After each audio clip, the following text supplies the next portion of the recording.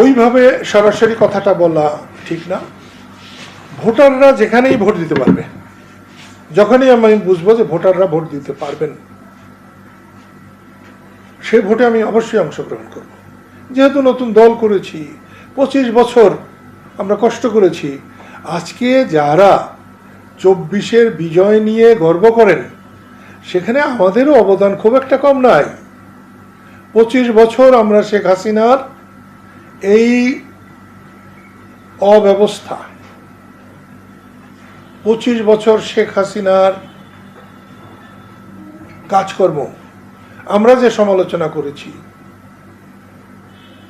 বৈষম্য বিরোধী নেতারা 3-4 বছর তা করতে পারে নাই। তাই রাজনীতিকে বাদ দিয়ে এইভাবে দেশে মব সৃষ্টি করা, দেশকে অরাজক করা, দেশে আইন শৃঙ্খলার পতন ঘটানো, এটার জন্যে আমরা মূলত অন্তর্বর্তীকালীন সরকারকে বলবো, তারা যদি এটাকে চালাতে না পারেন তাহলে তারা সরে যান, তাদের সরে যাওয়া উচিত। আর যদি ক্ষমতায় থাকেন, জনগণের দায়িত্ব নিয়ে তাদের ক্ষমতায় থাকতে হবে। জনগণের জান মাল মান সম্মান, এই গত পরশু দেখলাম 12 জন না 13 জন ছেলে গিয়ে অ্যাডভোকেট ফজলুর রহমান বাড়ির সামনে নাচানাচি করেছে। এটা ভালো কথা না। ফজলুর রহমানকে আপনার পাগল বলবেন, সে কিচ্ছু বলবে না, এটা হয়। এবং সে একজন রিয়াল মুক্তিযোদ্ধা, এবং ফজলুর রহমানের ছাত্র আন্দোলনে যথেষ্ট অবদান আছে। যুব সমাজকে উৎসাহিত করা, সাহসী করায় তার যথেষ্ট অবদান আছে।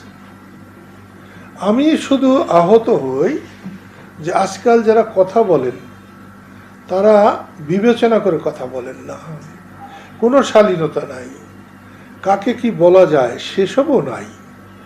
এটা তো একটা সামাজিক অবক্ষয়। এখান থেকে যদি আমরা এখনই দেশকে ফিরাতে না পারি, ভবিষ্যতে তো এটা জঙ্গলের রাজত্ব হবে, জঙ্গলের দেশ হয়ে যাবে।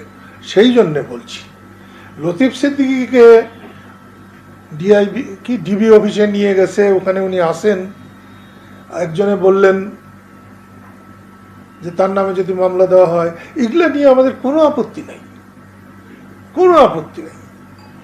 আইনানুগভাবে সরকার চললে আমরা সরকারের সাথে আইন দিয়েই মোকাবেলা করব, এর বাইরে কিছু যেতে চাই না। আপনাদের মাধ্যমে আমি বলতে চাই, দেশটাকে একেবারে ধ্বংস করে দেবেন না। দেশ সকলের, যখন যে ক্ষমতায় যায়, দেশ তারও না, তার বাবারও না, দেশ কিন্তু সকল মানুষের। যারা শাসন ক্ষমতায় তারা কিন্তু মালিক না, তারা কিন্তু সেবক। সেবকের মনোভাব নিয়ে যদি অগ্রসর হন, তাহলে অনেক সমস্যার আপনা আপনি সমাধান হয়ে যাবে। ধন্যবাদ। আমার একটা প্রশ্ন ছিল, দেশে তো অনেক রাজনৈতিক মানে দলরা পেয়ার পদ্ধতি নিয়ে এই করতে চাইতেছে, যদি এই বিষয়ে কিছু বলতে।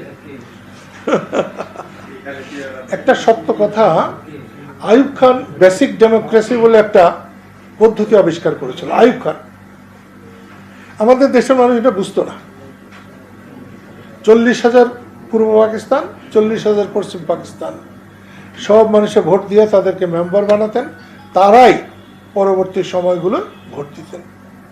আপনার যে প্রশ্ন, ওটা আমি ভালো করে বুঝি না, দেশের মানুষ কি করে বুঝবে?